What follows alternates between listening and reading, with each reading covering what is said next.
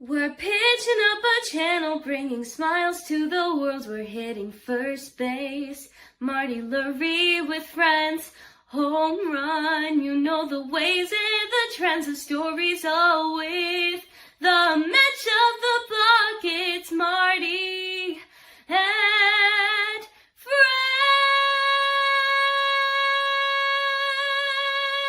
Marty and friends.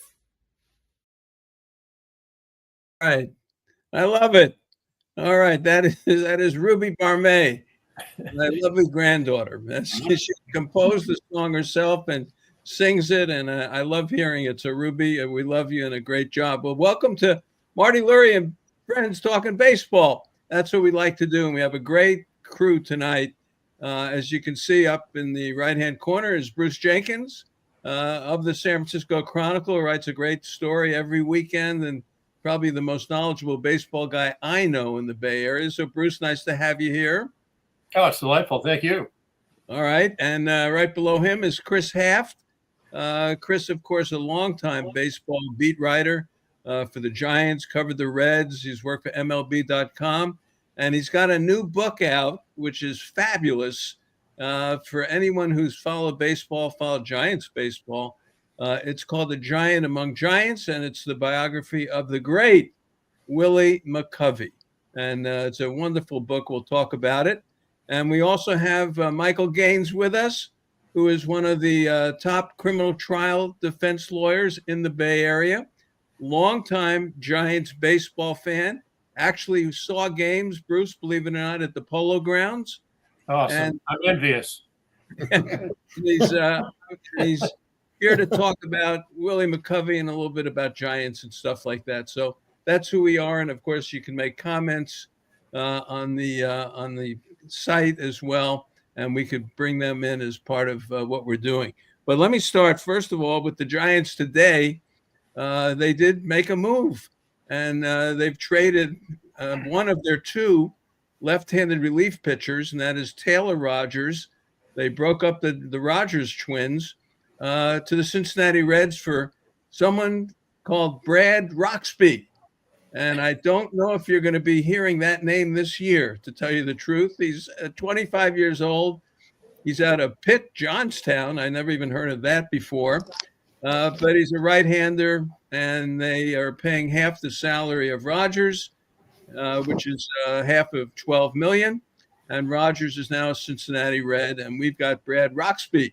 So, Bruce, I'll start with you. Another move by the Giants in a winter where they've been very, very quiet. Yeah, well, I don't think Rogers is going to be terribly missed, except for the fact that you're down to Eric Miller and you're among your left-handed relievers, and you don't hear his name mentioned, with the Giants bullpen. It's Duvall and Roop and Walker, and I think they have a chance to match up with the Dodgers bullpen. One of the few ways they can match up with the Dodgers, but you have to have a Javier Lopez out there. And, a guy, a long guy, too. I don't think it'd be Harrison. He's got to be in the rotation. So I just got to think they've got some other things planned, and they'll bring in, I think they'll bring in at least two lefties. You just can't be that thin. No, and the only other one is Joey Lucchesi, who really has been a starting pitcher for most of his career. Yeah. And just had a couple of appearances with the Mets last year. Let's jump to Michael here. You're a longtime Giants fan. What do you think of this one? Well, I actually think when Rogers first came over, I thought he was pretty good. Not just because he looks like his twin. I thought he threw hard. I think he's a proven commodity. He was sketchy last year. I don't get it. Right. I don't get it. I think he's a major league pitcher in the bullpen. From the side that you want him to be from. He's I don't know why they're doing this. I don't understand it. I think it's a quiet team. They just got quieter. I know. Well, I'll say this about Buster Posey. You have to give him a year. You just have to give him a year. We've given him the offseason, and he went out and got the shortstop. He got the hitter. He still needs another one in the middle of that lineup for sure, I believe. But, you just got to watch the way he maneuvers with Randy Wynn and, Manazian in there as well. And see what he does during the year. I was thinking about this today. One, I think they'll be a better team because they're not going to allow a hitter to come up 6 times in a row with a runner on third, less than 2 out, and strike out. They're not going to put up with that anymore. But it's going to be interesting to see how he maneuvers the roster, because with Gabe Kapler and with Farhan, you had someone every other day coming in.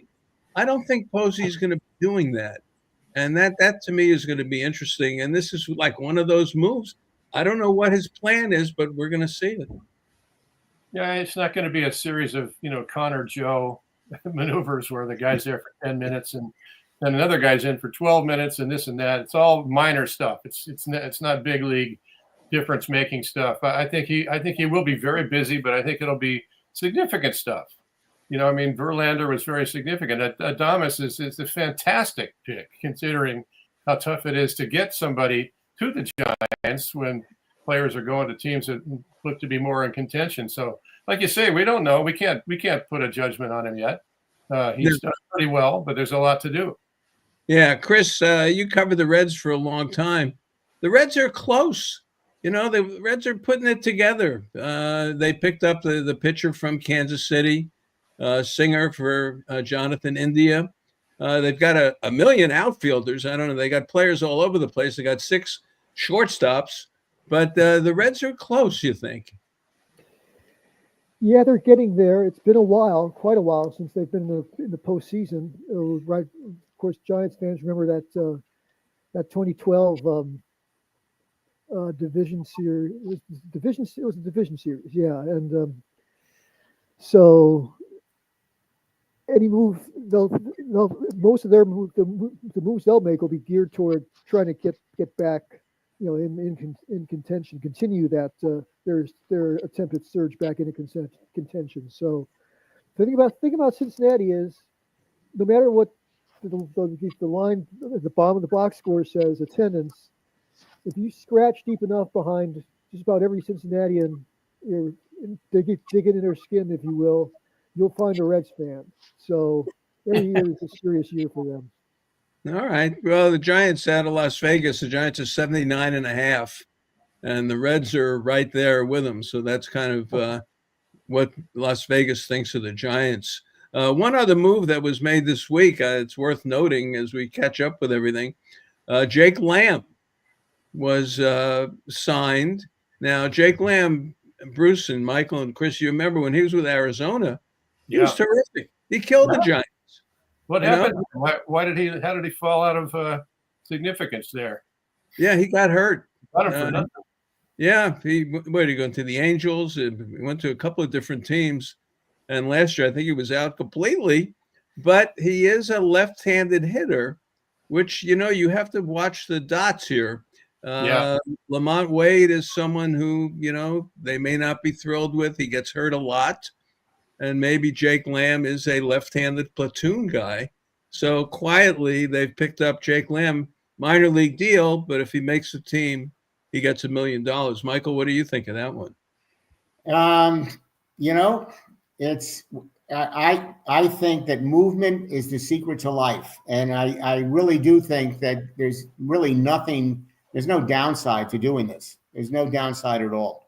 And I say the same thing about letting Rogers go. I thought I really didn't see the wisdom of that. It's not about Posey or judging him. I thought that was a proven commodity in the bullpen that they needed. They weren't ready to now unload him.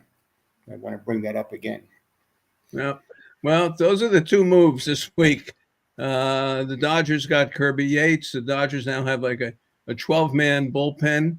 They got, I thought of this one, Bruce, and Chris and Michael, I'll ask you this. Most fans don't like the Yankees, right? Yeah, you kind of hate the Yankees, and, most people, always have some. Maybe it's me. I'm from Brooklyn. Maybe I have it in me that I don't like the Yankees. But are the Dodgers sort of the new Yankees now? The people dislike the Dodgers for this? Chris, what do you think? Oh, I think there's a creeping sort of disdain for them. Yeah, I mean, 10, what? How many consecutive seasons making the postseason? That'll make a lot of fans envious. So, yeah, I think it's there. It may not be as pronounced as it was in other eras, like through the 50s and 60s, and maybe in the Joe Torre years, much more recently. But yeah, I'd say it's there. All right. That's Did we all lose interesting. Brian?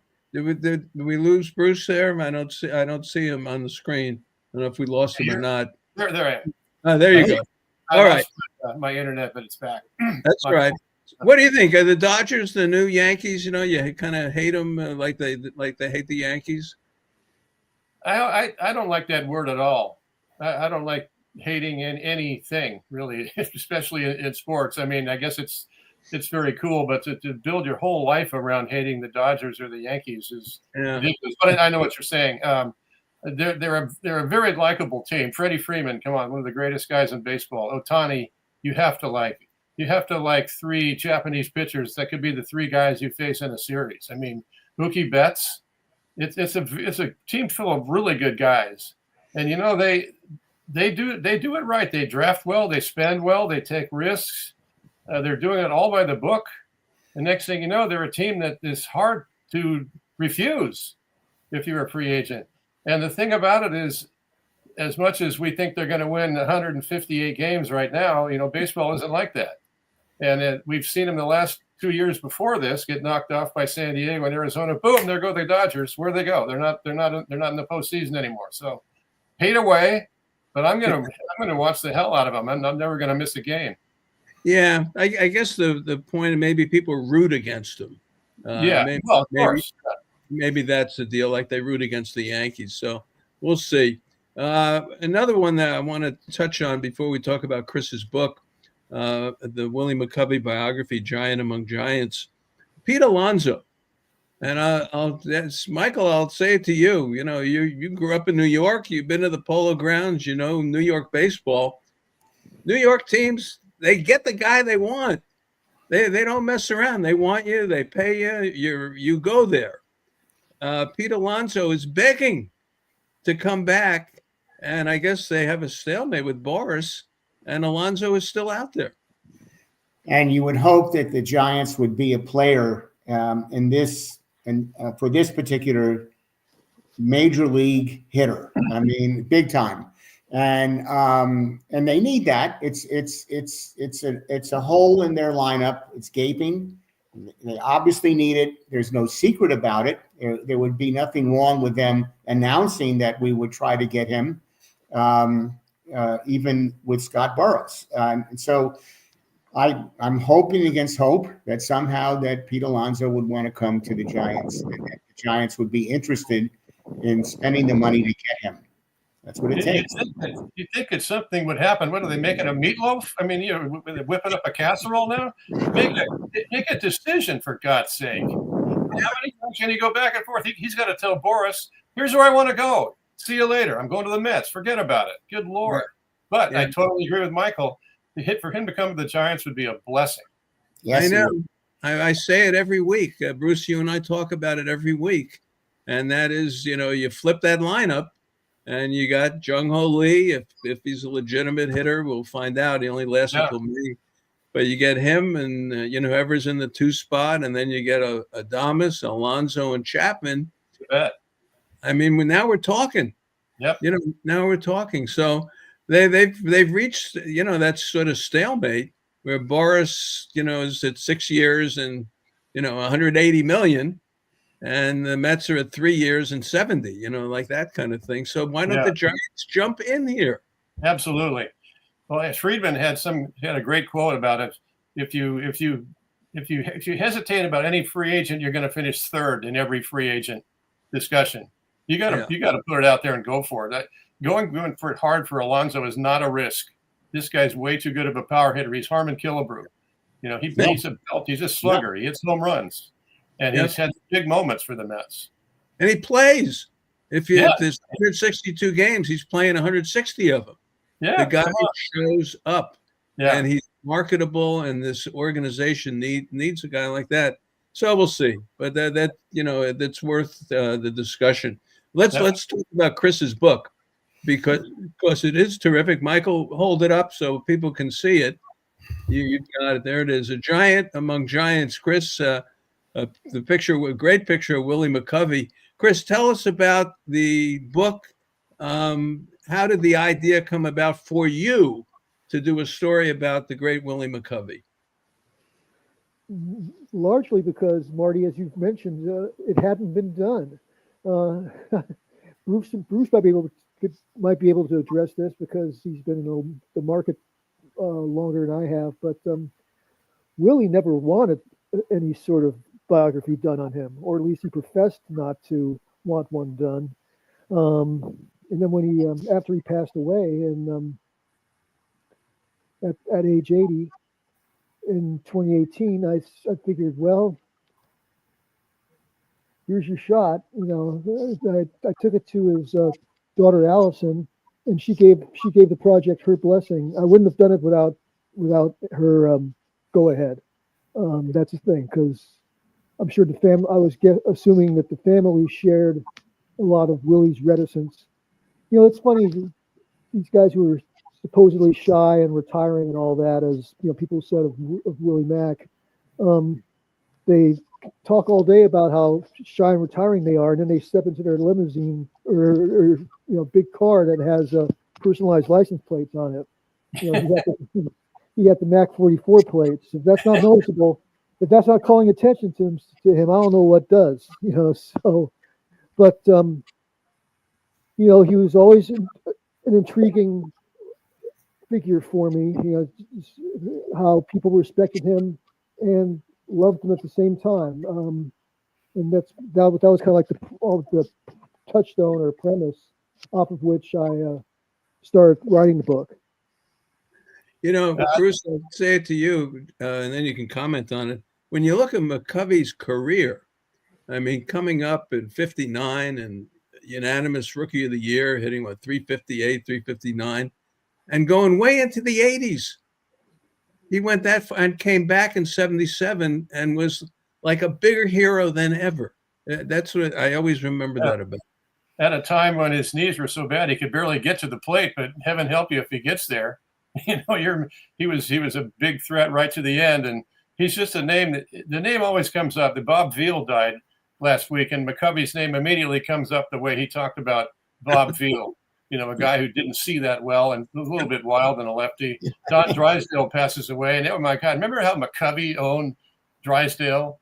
Or somebody hits a screaming hook liner down the right field line, and McCovey did that. That's not so impressive. I saw McCovey do that 100 times, and it's like Chris said, the time is right. It is kind of amazing that there's no biography of him because he's a fascinating story, and Chris is the guy to do it. I just got my copy today, Chris. I was very thrilled to get that. So, but the time is definitely right, and I can't wait to read about him because he didn't call attention to himself like at all. You could be around him for years, really have no idea. They just owned some of the best pitchers in baseball. It's true. It's so true, and it's funny you say that because he has this long, tremendous career with tremendous moments in it, but it's done almost quietly. Mm-hmm. Not like Mays, not like Cepeda, not like Marichal, but he may have been the most dramatic of all of them from time to time. I guess Willie Mays really was. But Michael, what about your thoughts about McCovey? When you first came to California in 1971, McCovey was still here at that point on the Giants. What do you think about? And you've read the book. Michael actually has read the whole book, Bruce. Oh, great. So go ahead. Well, first of all, I just I can't tell you, Chris. I was really excited to get to be on this show and actually read this book, and so I did my best to read it, the whole thing today, as best I could, and I may have missed something here or there, but I get the point. And first of all, it is there's a tremendous detail in this book about this man's life and his career. Also, I like to read, and this is a wonderful piece of biography about a human being. It really comes through. And I think if, above all, Chris, you're to be lionized for that, because this is one of the great people in Bay Area history and Giant history. And I've been a Giant fan all my life from day one. In New York, I was never a Yankee fan, never a Dodger fan. I was always a Giant fan because my grandparents on my mother's side the Giants were everything. And so I did get to go to a few games before moving down to Miami Beach and joining up with Marty, his childhood friends, and seeing the Giants. And then in '71 coming out here and seeing them in that series with the Pittsburgh Pirates, and finally catching up with my boys. There's a couple of things in this book that well, there's more than a couple, but there's some things that just come to mind that I thought were really captured, didn't really know that much about. And it ties in very well with this idea of being the unanimous Rookie of the Year for Willie Mack. He didn't play that much, yet in 52 games, he hit 354. He had 13 home runs, 38 RBIs, 40-29 on base percentage, .616 slugging percentage. And he actually had a hitting streak of 22 games from August 17th to September 10th, in which he batted .378 during that period, all of which is brought out in the book. But also the year before, Orlando Cepeda was the Rookie of the Year, also unanimous Rookie of the Year. And there was one guy before that, and that was Frank Robinson in '56. So these three starkers, really special. But interestingly enough, there is this, what I perceived, this sort of somewhat uncomfortable rivalry between Cepeda and McCovey because of how they deal with the roster and where they play people. And so I kind of want you to talk about that if you can, because I found that to be very provocative, with McCovey, a first baseman, and Cepeda, a first baseman, and Cepeda being moved to third base, where he apparently wasn't thrilled, if you would. No, you're right. He wasn't thrilled. He was signed as a third baseman, but that didn't last too long. Giants had Jim Davenport at the same time, an excellent fielder who, fit the third base profile, I guess, a little better, at least for his glove. So Cepeda was moved to first, and as you mentioned, he had that great 1958 season. And but they needed a little bit more stick off the bench, and so that's why they brought up McCovey in '59. And look what happened. I mean, it was an embarrassment of riches for the Giants, but they just couldn't squeeze in. They couldn't convince Orlando to play left field, which might have been his best spot other than first base. But McCovey had been only exclusively a first baseman, so they couldn't really do on the job training at that time. So they tried to, Bill Rigney, the manager, then tried to squeeze or rotate almost at certain spots. Maybe he'd rest Davenport once in a while.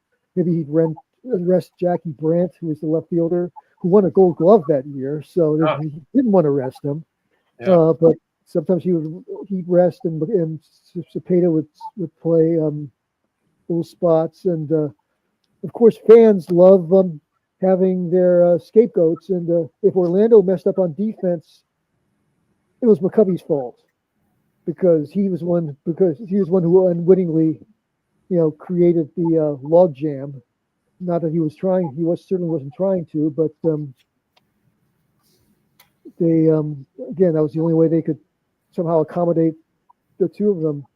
And meanwhile, they still had overload. They were still overstocked in the outfield. Felipe Alou. They traded for Harvey Keene. My gosh, I mean, they were 10 deep with all-star caliber performers. Bruce, they didn't make it easy, did they? Well, it's just amazing to think that the Giants had both of these guys. This would be like, yeah, we got this kid Brooks Robinson at third. We got Mike Schmidt here too. What are we going to do? I mean, it's like that. I mean, Mantle and Mays both come up. They both. Who's going to play center? I mean, it's that powerful of a situation, and there was no way out. You couldn't play either one of those guys in the outfield without really hurting your defense. And it says a lot about McCovey that they traded Cepeda, because Cepeda went on to great things. He was great already. He stayed great, and it did work out for both of them. But the thing that strikes me as we hear Chris talk, we had Felipe Alou, Harvey Keene. Davenport was a pretty good hitter. They had the Alou brothers. Oh my God, did they have hitting? And you compare them to today's team, we're looking at you get a couple guys that can hit in there. It was an unbelievable, like a flood of hitting. Yeah, the Harvey Keene trade was interesting. I'm sorry. No, I was going to say, and Bruce, McCovey ends up going back to the minor leagues. Yeah. Yeah. Right? Well, not for long. Yeah. Well, it was just, and Bill White had been around at that time too. I mean, it's stunning. And to think, and I grew up in LA, and I'm following Koufax and those teams in the early '60s, and to think that the Giants never won at all with that kind of talent and some damn good pitching just speaks to the talent in the league. The Reds were good, the Braves were good, the Cardinals were good. They all stocked with legendary players, and it was quite a time. Chris, you make the point of you use the term scapegoat, and it's something that I wrote down, and I'm not sure if I actually got that word from your book or it just occurred to me, but it seemed like McCovey was somewhat ostracized, and sadly by the public, and to some extent because of the press. And I think you made the point in about Frank McCabe's column, the Fearless Spectator. And of course, we haven't seen that in a long time, and it really brought back memories. Yeah, Charles McCabe. Yeah, about they should send him down or trade McCovey to Tacoma for a tarpaulin. Seemed a little rash and a little cruel. And I'm just wondering. I'm sort of fascinated by this Cepeda McCovey.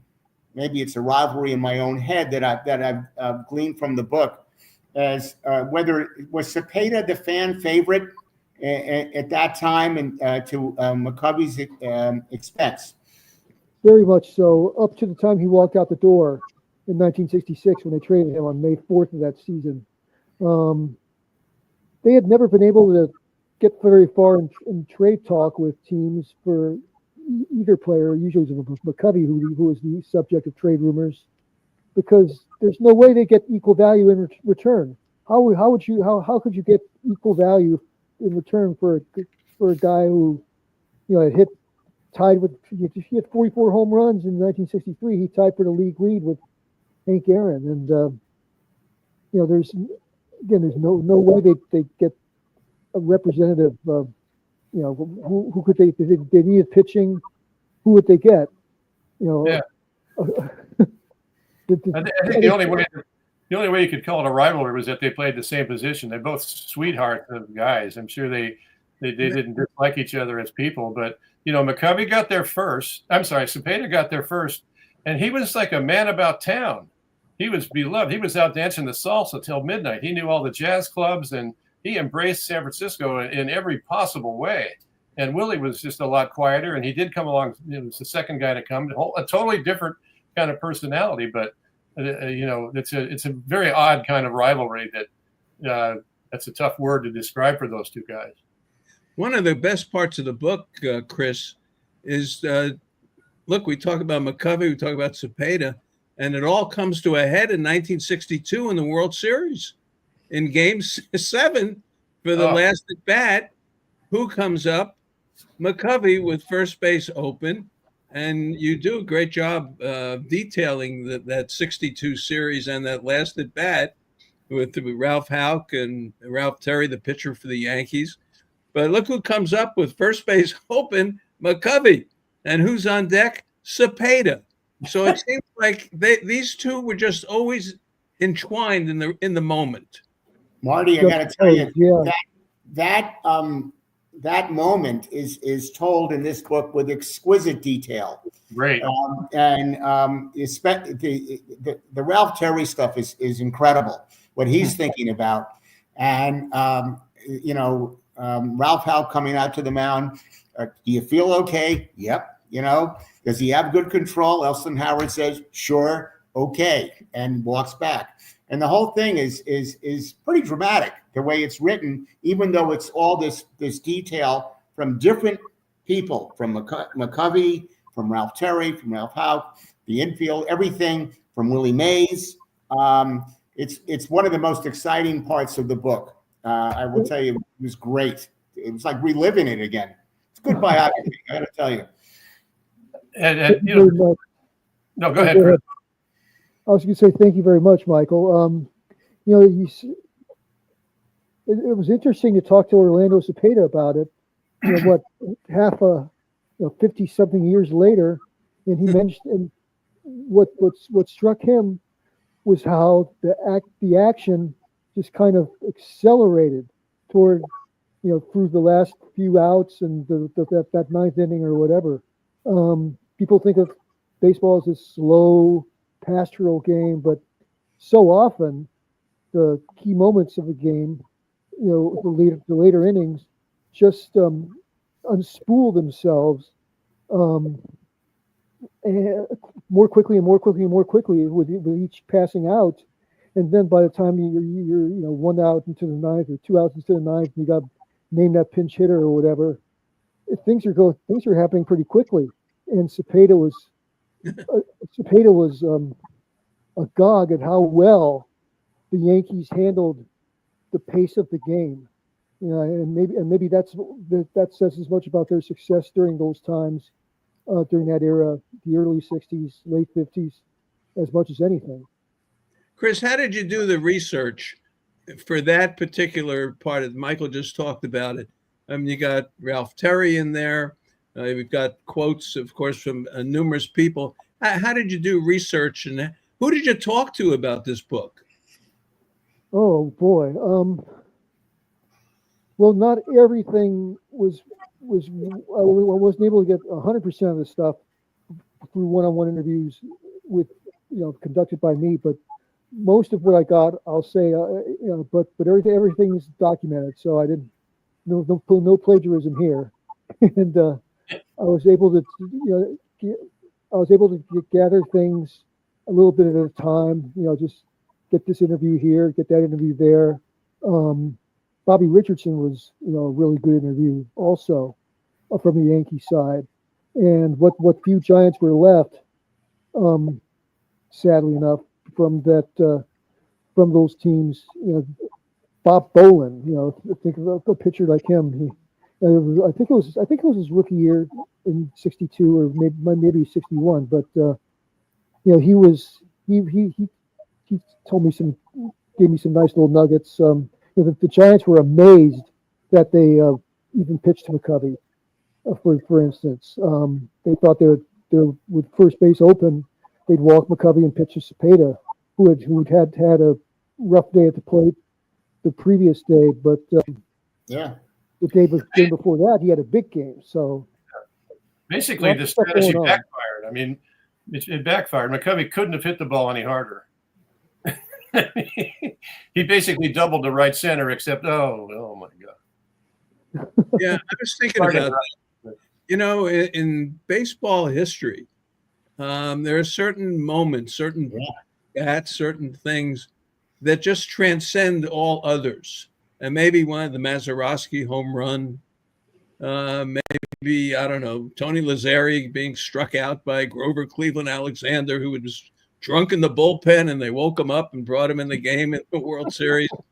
But this McCovey at bat against the Yankees in Game 7, Charles Schultz with the Peanuts thing, couldn't he hit the ball 2 feet higher?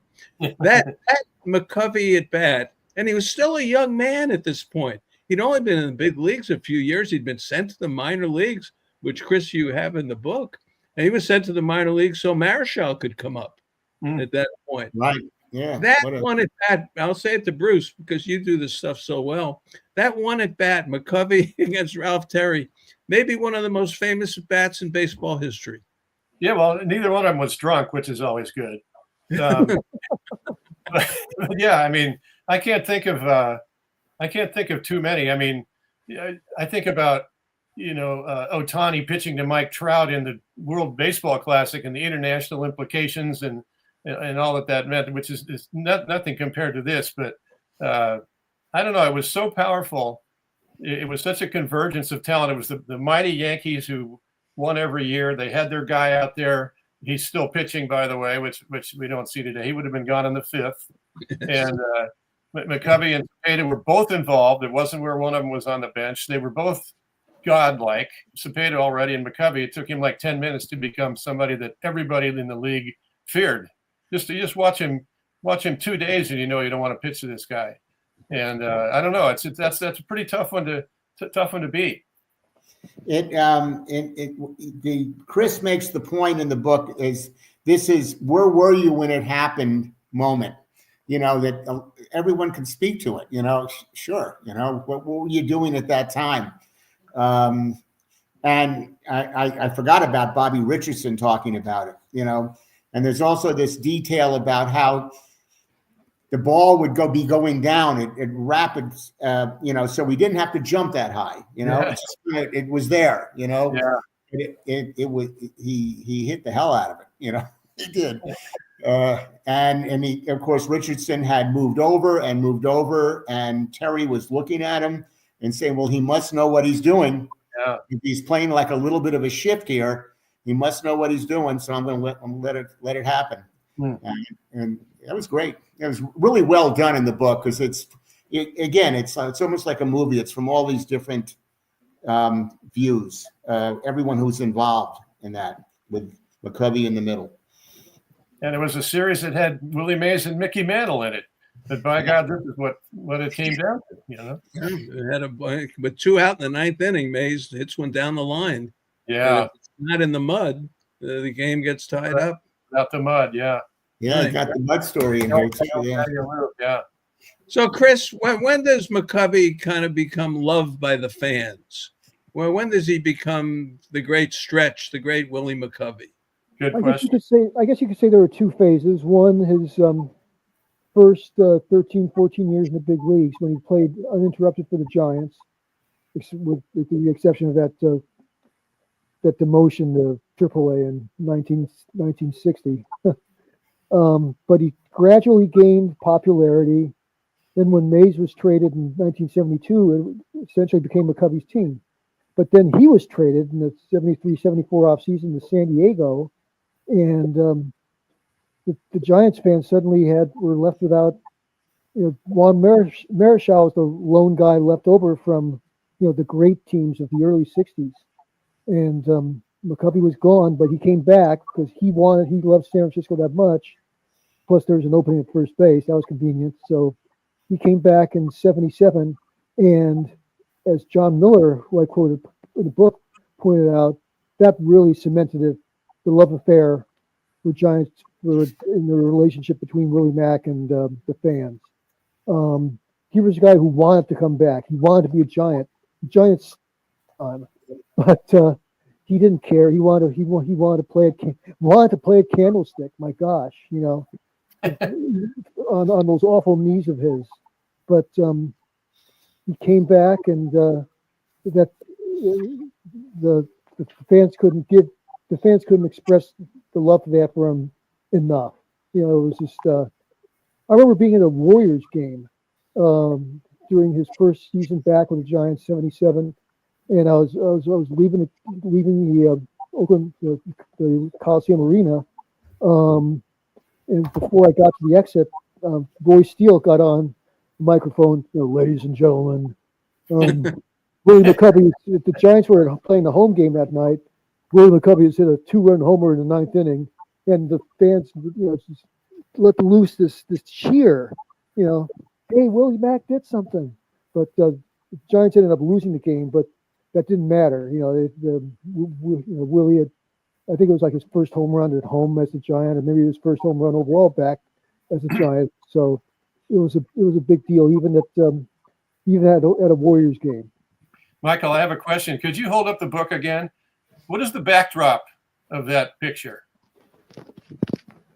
It's that mysterious area, Bruce, where it could be. You look at it, it could be Casa Grande. Casa Grande, or it Yeah. could be some back diamond that Yeah, I like it. I mean, Yes. it makes you. He's obviously a pretty young guy there. Who knows where it is? I just Casa Grande, Wait a minute, there's Casa Grande. It could be. Yeah. So people who don't know it, the Giants used to train in Casa Grande, Arizona, which is just south of Phoenix, for about 2 or 3 weeks, because Horace Stoneham owned the land there, and he wanted to develop a hotel and casino and all this kind of stuff. And of course, it never went anywhere. And the Giants then moved their whole operation to Phoenix, and that's where they trained. But Casa Grande was out in the middle of nowhere. really And what? that was Horace's idea, to build a community in the middle of nowhere. And that was one of he had 7 left fielders, and he built something in Casa Grande. Horace always had something cooking. But let me ask you this. His best year, I guess, was 69. And Bruce, you were, I mean, I was in Florida then, so I didn't see it, but you saw a lot of National League ball. The All-Star game, the home runs. For me, 68, 69, that's when he became Willie McCovey, I think, in baseball land. I don't know. What do you think? Well, yeah, I guess it depends. I think for the public, for sure, because you have to appear, in on the big stage to really get known, especially when you've been overshadowed by another superstar and playing with Mays and Marichal. Those were the guys you knew. But McCovey, after a while, this is a guy you couldn't ignore. And he hit a home run at All-Star game. Was it in D.C.? He hit a Titanic home run. And,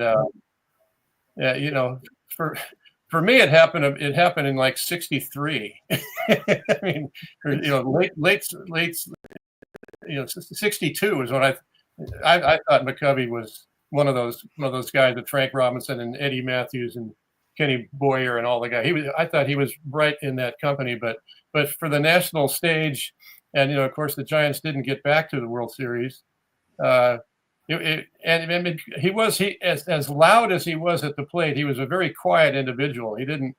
I guess one reason there hasn't been a book about him is that he didn't go around advertising himself. Did you hear this about that and this about that? And he was a great talker, but he was not really a willing conversationalist, like right off the bat with someone.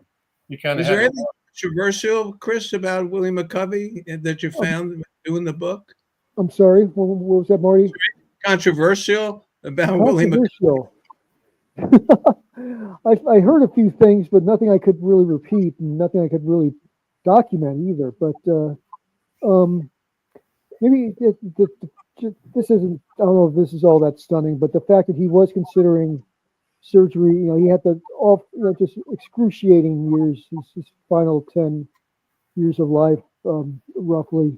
And he was considering an operation that would have made him a double amputee, so he wouldn't have to go through all those infections in his knees. And to think of this great, powerful man, felled by that, it just shows you how fragile we all are, in truth. But when a guy like that has to consider surgery that extreme. Yeah, Chris, again, I'll say it again. It's a hell of a biography, and one of the themes in the biography is his wanting to come back and be a Giant again. And there's a couple of quotes here. This is kind of worth reading. It's very short, but this is coming from him, and it's like a family in a way. It's like a mother's love. A lot of people may fall in love with you, but it's nothing like mother's love.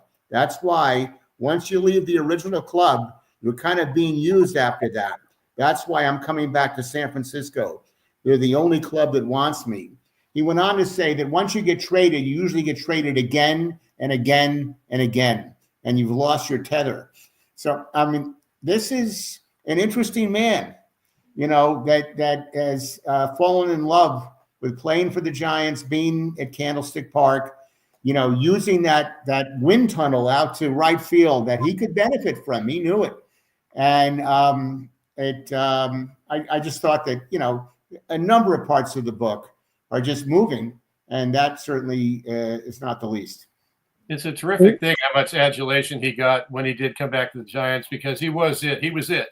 He was a story. Everybody's reflecting and looking up the numbers if they didn't know him quite well. So this guy is an absolute monster, and now he was at center stage, and he had some really nice moments, and it was very, very tender and heartwarming. Yeah, Bruce, I looked up his first game back in '77, opening day, and it was at Candlestick, and the Dodgers won 7-1. Reggie Smith had 2 homers off Ed Halicki. And there was Willie McCovey with 37,000 people. Time of game 2 hours 16 minutes. Oh yeah. And, the Giants lost 7-1, and of course the Dodgers went on to win the pennant and go to the World Series that year. But what I was thinking about, and what Michael said, and Chris, maybe you can comment on it. He seemed like a really deep guy with a lot of love that maybe was not written about at that time. Maybe it wasn't cool. Frank Blackman wasn't going to write a story, Bruce, about, how much Willie McCovey loves somebody. It wasn't going to happen. So how about that, Chris? He seemed like, Michael just read the part, like a lovely man. Well, Roger Angel wrote, Roger Angel is my baseball writing hero. Roger Angel quoted Willie late in the 1978 season, where Willie talking about how he understood how helpless the fans are. A player can always do something about what happens. The ultimate destiny of a club or himself. He gets that turn at bat. You have to throw him 3 strikes, but a fan can't. The fan's helpless. All of us as young men and boys, we sat there helpless. As somebody else would attempt to do what you want them to do, and Willie talked to Roger Angel about how he really empathized with the fans and felt for the fans when ultimately the Giants lost out in that 78 season. He couldn't. He wished he really wished he could, do something more for them. That's why you have the Willie Mack Award. Truthfully, that's that's the essence of who he is. Michael, I'll ask you this: did Willie McCovey have a mentor? Did he have someone that he looked up to and said, "Okay, this is the guy"? Well, if I believe Chris Half, I think he had a mentor, and it's a great part of the book, and that was Ted Williams. And I really enjoyed reading about that, and sort of kind of humorous, their interaction, because Ted was kind of a salty guy, and maybe somewhat profane, Somewhat. And Willie McCovey was not that way, and yet for some reason these two guys really hooked up, and because the Red Sox would actually play the Giants in the Cactus League on occasion in Phoenix, where the Giants trained, and so I knew nothing about this. This is great, and here's, for some reason, Ted Williams taking him under his wing, and the word mentor is used in the book. They had quite a relationship, and I think Willie really respected his idea about hitting. He said, in the off season, you got to get a weighted bat and just swing it. You don't need to be lifting weights. Just swing that bat. And McCovey really, honored him and said, this guy was really special for me. Loved him. What do you think about that, Chris? I guess I was a little bit surprised because I didn't know at first about that link between them, but it made sense when you stop and think about it. Willie wasn't a high average hitter throughout his career, but he had years where he exceeded or approached 300, and so he could relate. He could understand what Ted Williams was talking. What Ted Williams, who was a high average and quite a power hitter, he really understood what Ted was talking about, and would easily buy into whatever Ted Williams had to say about hitting. And even though these other gentlemen may not have been big gurus for stretch, Hank Sauer, who Bruce, you must have seen. He was there when you were around the club, wasn't he? Hank Sauer. Sure. Yeah. He was, he knew a little thing or two about hitting, and he essentially predicted that McCovey would have a big year in '69, and look what happened. So, yeah, Hank Sauer really did know hitting. He'd been around a lot of great hitters, and I'm sure McCovey sort of gravitated toward him. I just want to say real quick, there's a couple of great photos in the book. I did get a chance to leaf through it today with McCovey with Roberto Clemente and Roberto with Stargell. And just to look at it, it looks like they're not just strangers, that they might know each other. I'd like to think that Willie had a good relationship with those two guys, two of the most respected players ever to play. Well, it's interesting because we're talking about Willie McCovey and we're looking at different parts of his life, and look how he was honored and is still honored with the Willie Mack Award, which is probably the most important award that is given out every year to a member of the Giants, exemplifying the spirit, the love, the comradeship, the gamesmanship, and everything else of Willie McCovey. And again, when you think of his career, we may not have been that close to him to understand that. But look at how Chris looked, and I asked Chris's comment on, look how he was honored after his playing days were over. Honored with accolades that are going to live as long as the franchise lasts. That they'll when before the nuclear bomb hits in whatever 2136 or something like that, they'll still be giving out the Willie Mack Award, and his statue will still be there and around by the cove, and so yeah, it's definitely gained. I remember Larry Baer used the word permanence twice in this the day they had the celebration of Willie McCovey's life at the ballpark, and that's indeed what Willie McCovey achieved: permanence. Yeah. That is there's a section of the book that lists every honoree of the Willie Mack Award and commentary that either they may have made or Chris is making about their careers, which was a great stroke, great idea, along with his acceptance speech in its entirety to the Hall of Fame, which was just beautiful. And you just get insight into a person. Why edit it? Just let's see what he said, And it was a wonderful idea to include that, Chris. I thought it was great. Thank you, Michael. Thank you. Sure. Yeah, and look at baseball, the symmetry. Stan Musial, 3,630 hits, 1815 at home, 1815 on the road.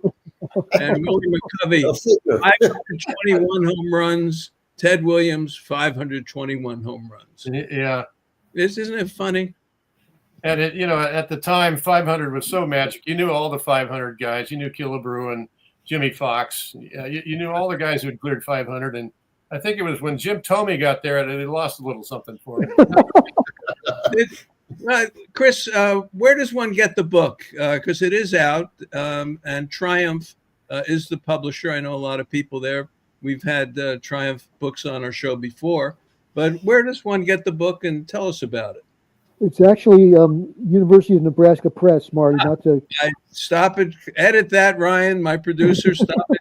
Nebraska. That's correct. I'm sorry. Yeah, they do a lot of baseball books. They do a great job with baseball. Yes, they do.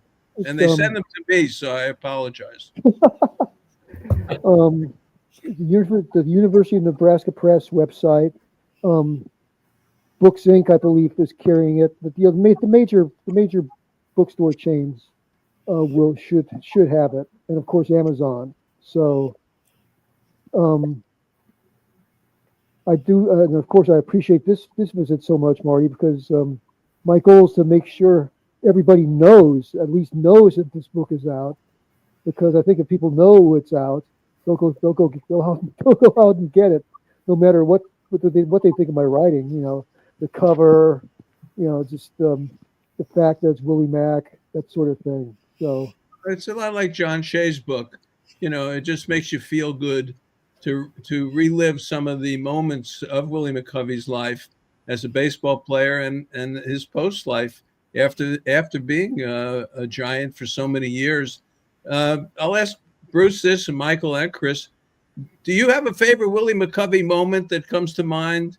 A baseball moment about McCovey that you can share? Well, I really when the Giants had that 3-game series against the Dodgers, and McCovey had not, I don't think he had been up for a week, and he came up and had a pinch hit home run to win Game 2. Of course, he was incredible pinch hitter. I think that was a big moment for the Giants anyway, and of course, it would lead to them ultimately going to the World Series after the playoff. It just comes to mind. There's a lot of others, obviously, but yeah, there was a game where they had a doubleheader against the Dodgers. I think which was rare in and of itself, but I think there was a rainout involved or something. And Bruce seems to have disappeared. I wish he were here, because I remember reading his story and how jacked up I got way back then. Willie had just announced his retirement. He announced his retirement from baseball days earlier, and they sent him up to pinch hit against the Dodgers. yeah.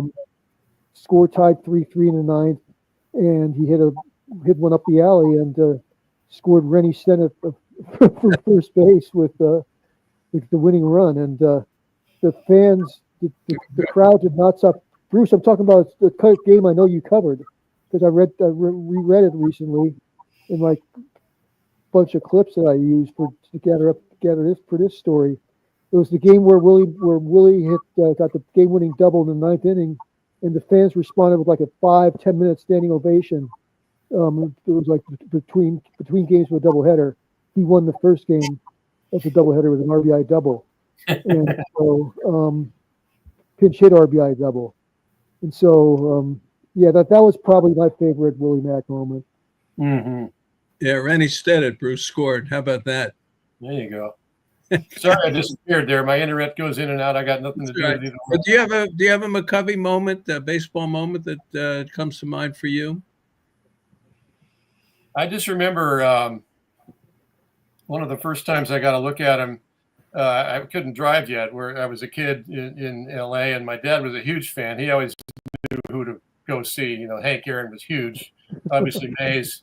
But I was kind of getting into McCovey. I used to play the APBA baseball game, and when you do that, you have the whole league. You get to know these guys, and you start looking them up. And this guy here, let's go have a look at him. So I sort of had McCovey in my mind, not Mays or Marshall. I go, geez, I'd love to see this guy in person, because the games were not on television. The only time you see them is when they're at Candlestick.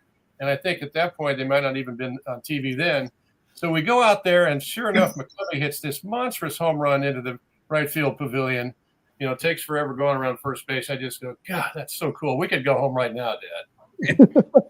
Yeah, it's good. It's great. And it's all in the book. That feeling is in the book. For me, and I think Michael and I probably went to the game together. It was the early 70s, and Leo DeRocher was managing the Astros then. And they brought in Jim Crawford, a lefty, to face McCovey. And the game was on the line. It was the ninth inning. And Crawford threw the pitch, and McCovey hit it so far into right field that DeRocher walked past us on the way to the clubhouse before the ball came down.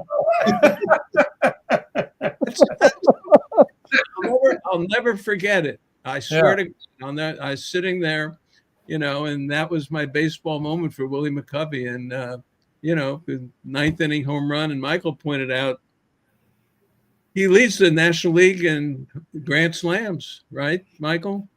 Yes, he has 18 Grand Slam home runs. And what's great in the book, I never saw this stat before, is opportunities for Grand Slams. And there's a list of them, how many times you've come up with the bases loaded and hit the Grand Slam, and he is way off the charts. I mean, it's remarkable.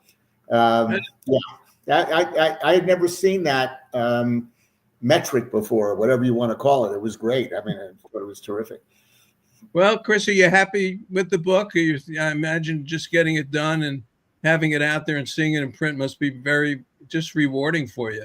It's very rewarding. I don't work full time anymore, so selfishly speaking, this might be my last hurrah, frankly. So I'm going to try and enjoy it as much as I can, and I'm just glad to be. If I go down history as being known as Willie McCovey's biographer, that's all right. That's all right with me.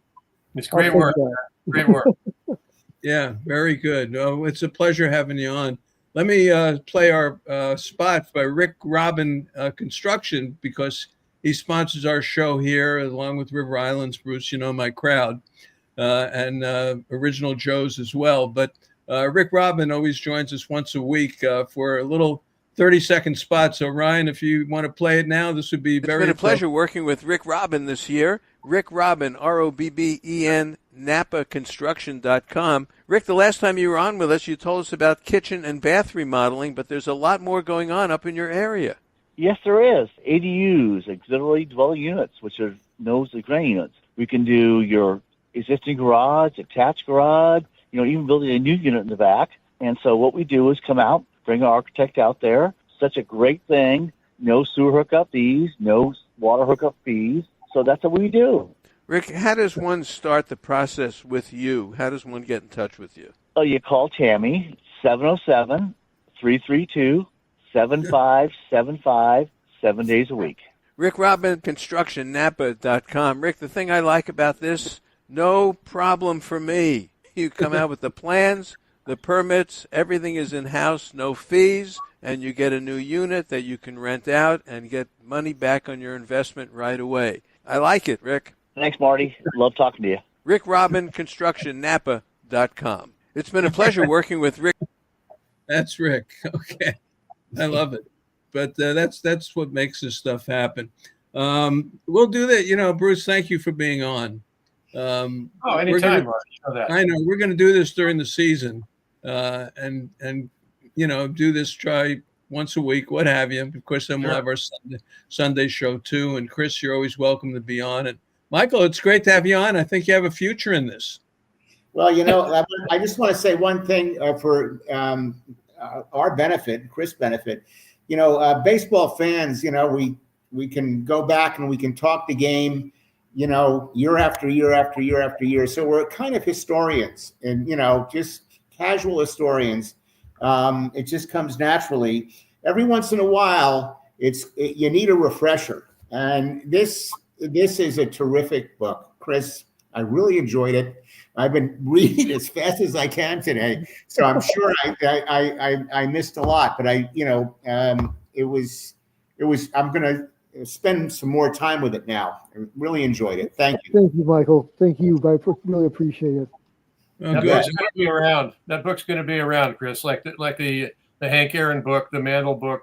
Yeah, that book's going to be around, which is a great thing. Well, I hope so.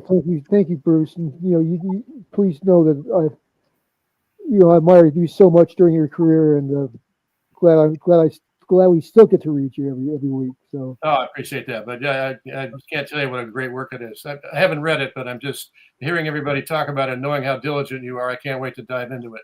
Thank you. Thank you. Bruce and I are heading into probably our 25th year together, I think, doing this stuff, and he's a Hall of Famer. I don't care what they say. You are a Hall of Famer. There's no question about it. So it's a pleasure to have you on, and we'll see what the Giants do. They have some pitching. I know it's early and everyone's discouraged and all that.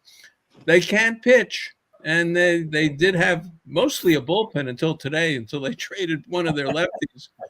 But can they score runs? And I just think Posey and that crowd, they're going to play better baseball, and who knows what'll happen. But I enjoy doing the show, and Chris, we love having you on, and Michael, thank you, and Ryan for producing it. And one of the comments here from Rob, he just went on Amazon and bought your book. Now he did along with the Mays book as well. So we know you sold at least one tonight. Great. So that's it. All right. Well, we'll say goodbye and, subscribe, and we'll let you know when we come on again. But we're going to try to do it as we get ready for spring training once a week or so. And then February 23rd, I start that Sunday morning show. And Bruce, you'll be on with me, of course. Yes. February 23rd as we get ready for another baseball season. So, Ryan, great job. Michael, thank you. Chris, thank you. And Thanks, Marty. Good talking to you guys. All right. you. Have a good night.